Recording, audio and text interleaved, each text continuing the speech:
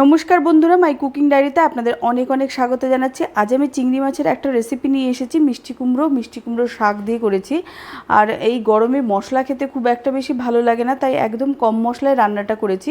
রান্নাটা যদি ভালো লেগে থাকে আপনারা প্লিজ লাইক শেয়ার কমেন্ট করতে ভুলবেন না। আর আমার চ্যানেলে যদি নতুন থাকেন তো চ্যানেলটি প্লিজ সাবস্ক্রাইব করে পাশে থাকবেন। তো দেরি না করে চলুন রান্নাটা দেখে নিই কী করে আমি তৈরি করছি।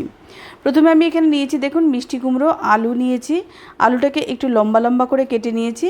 আর মিষ্টি কুমড়োর ডগা, শাক, এগুলো কিন্তু আমি ধুয়ে ধুয়ে বেশ আলাদা করে রেখেছি, কারণ এটা সবগুলোই আমি একসাথে ব্যবহার করব না, আলাদা আলাদাভাবে ব্যবহার করব। আর এখানে চিংড়ি মাছ নিয়েছি, যেটাকে ভালো করে ধুয়ে নুন হলুদ দিয়ে মেখে নিয়েছি। এরপর বেশ অনেকগুলো কাঁচা লঙ্কা আমি এখানে চিড়ে নিচ্ছি। এখানে কাঁচা লঙ্কাটা আমি একটু বেশি দিয়েছি, কারণ আমার ঝালটা বেশ পছন্দ। আপনাদের যেরকম ঝাল খাবেন সেই হিসাব মতো কাঁচা লঙ্কাটা দিয়ে নেবেন। আর একটা মিডিয়াম সাইজের পেঁয়াজ কুচি করে নিয়েছি। তারপর রান্না করার সময় যে মশলা, হলুদ, লবণ যেগুলো রেগুলারই ইউজ হয়, তেল বা কতটুকু কি লাগবে রান্নার সময় দেখিয়ে নিচ্ছি, বা আরও যে মশলাগুলো আমি ইউজ করব রান্নার সময় সব একবারে দেখাবো। তো চলুন দেখে নিই। কড়াইটা গরম করে তেল দিয়েছি। তেল গরম হয়ে গেলে দিয়ে দিচ্ছি কালো জিরে ফোড়ন। কালো জিরে যেটা যখন একটু ভাজা হয়ে যাবে তখন আমি পেঁয়াজ কুচিটাকে দিয়ে দেবো এর মধ্যে। পেঁয়াজ কুচি দিয়েও পেঁয়াজটাকে আমি ভালো করে ভেজে নেব। একটু লাল করেই ভাজতে হবে পেঁয়াজটা যখন ভাজা হয়ে যাবে তারপরে আমি হলুদ লবণ দিয়ে মেখে রাখা চিংড়ি মাছটা দেবো। চিংড়ি মাছটা দিলে পেঁয়াজটা ভালো ভাজা হবে না, তার জন্য পেঁয়াজটা আগের থেকে ভালো করে ভেজে নিতে হবে। এবারে চিংড়ি মাছগুলোকে দিয়ে চিংড়ি মাছকে একটু ভেজে নেব, বেশ লাল করে আমি ভেজে নেব, একটু কড়া করে ভাজবো। চিংড়ি মাছটা বেশ ভাজা হয়ে গেছে, ওইদিকে পেঁয়াজগুলো তো আগে থেকেই ভাজা হয়ে গেছে। এবার আমি শক্ত যে সবজিগুলো, প্রথমে সেই সবজিগুলো দিচ্ছি। মিষ্টি কুমড়ো আর আলুর টুকরোগুলো এর মধ্যে দিয়ে দিচ্ছি। আপনারা চাইলে এর মধ্যে আরও সবজি ব্যবহার করতে পারেন। লবণ দিয়ে দিচ্ছি আমি পরিমাণ মতো। তারপর দিয়ে দিচ্ছি হলুদ গুঁড়ো। সব কিছুকে ভালো করে মিশিয়ে নিচ্ছি। আর দিয়ে দিচ্ছি রসুন বাটা। এখানে আমি রসুন বাটাটা দিয়ে দিচ্ছি 8 চামচ মতো। দিয়ে ভালো করে নেড়েচেড়ে আমি একটু জল দিয়ে দিচ্ছি, যাতে করে সবজিগুলো সেদ্ধ হয়ে যায় এবং মশলাটাও ভালো করে কষানো হয়ে যায়। ভালো করে জল দিয়ে একটু নেড়েচেড়ে নিয়ে আমি কিছুক্ষণ ঢেকে দেব। তার আগে আমি কাঁচা লঙ্কাগুলো দিয়ে দিচ্ছি এর মধ্যে।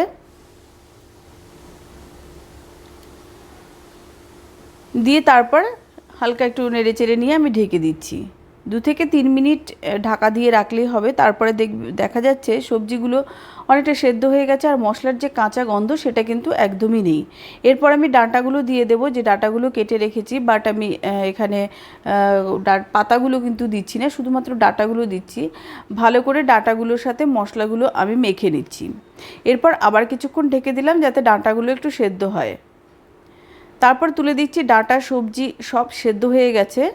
এরপর আমি পাতাগুলো দিয়ে দেবো এর মধ্যে। পাতা ডাঁটা আলাদা আলাদা দেওয়ার কারণ, যাতে পাতার যে গ্রিন ভাবটা আছে সেই গ্রিন ভাবটা একদম বজায় থাকবে। তার জন্য কিন্তু সবজির পাতাগুলো আমি পরে দিয়ে দিচ্ছি। দেখুন, রান্না করার পরেও একদম সবুজ থাকবে। এগুলো আগে দিলে কিন্তু সেই সবুজ ভাবটা আর থাকতো না, তার জন্য আমি এভাবে ভাগ করে দিয়েছি।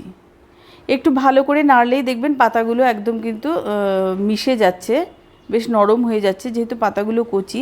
এবারে আমি একটু জল দিয়ে দিচ্ছি, একটু জল জল হবে। যেরকম জল, যতটুকু ঝোল পছন্দ করেন সেই হিসাব মতো ঝোলটা দেবেন। আমি এরকমভাবে এতটুকু জল দিয়ে দিয়েছি, হালকা একটু ঝোল ঝোল থাকবে। তো ঝোলটাকে দিয়ে ভালো করে একটু ফুটিয়ে নিয়ে তার মধ্যে দিয়ে দেব চিনি অল্প একটু। আর চিনিটা যদি আপনারা না খেতে চান তো চিনিটা কিন্তু আপনারা অ্যাভয়েড করতে পারেন। তবে মিষ্টি কুমড়োর পদে একটু মিষ্টি দিলে খেতে ভালো লাগে। সব কিছুকে ভালো করে মিশিয়ে নিয়ে আমি কিছুক্ষণ ঢেকে রাখবো। তারপরে দেখুন রান্নাটা কিন্তু হয়ে গেছে। এবার কাঁচা সর্ষের তেল দিয়ে দিচ্ছি। কাঁচা সর্ষের তেলটা দিলে ফ্লেভারটা খুব ভালো হয়। সব কিছুকে ভালো করে মিশিয়ে নিয়ে আমি গ্যাসটা অফ করে দেব।